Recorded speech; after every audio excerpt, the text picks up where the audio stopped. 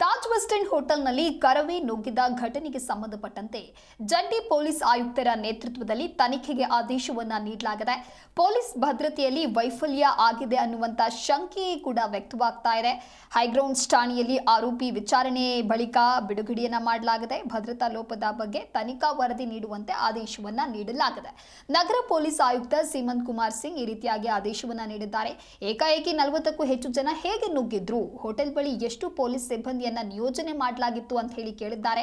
ಕಳ್ಳನನ್ನ ಕರೆತರ್ತಾರೆ, police ಠಾಣೆಯಿಂದ ಬಿಟ್ಟು ಕಳಿಸ್ತಾರೆ. High Grounds ಠಾಣೆಯಲ್ಲಿ ಕಳ್ಳ ಪೊಲೀಸ್ ಆಟ ನಡೀತಾ ಇದೆಯಾ?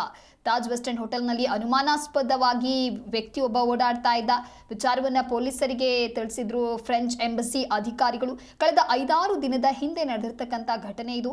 ಆರೋಪಿಯನ್ನ ಠಾಣೆಗೆ ಕರೆತಂದಿದ್ರು ಹೈಗ್ರೌಂಡ್ಸ್ ಪೊಲೀಸರು. ವಿಚಾರಣೆಯನ್ನ ನಡೆಸಿ ಕೇಸ್ ದಾಖಲಿಸಿದೆ. ರಾತ್ರೋರಾತ್ರಿ ಬಿಟ್ಟು ಕಳಿಸಿ ನಿರ್ಲಕ್ಷ್ಯವನ್ನ ತೋರಿದ್ರು. ಇನ್ನು ಕೇಸ್ ಬಗ್ಗೆ ಹಿರಿಯ ಅಧಿಕಾರಿಗಳ ಗಮನಕ್ಕೆ ತಂದಿದ್ರು ಫ್ರೆಂಚ್ ಎಂಬಸಿ ಅಧಿಕಾರಿಗಳು.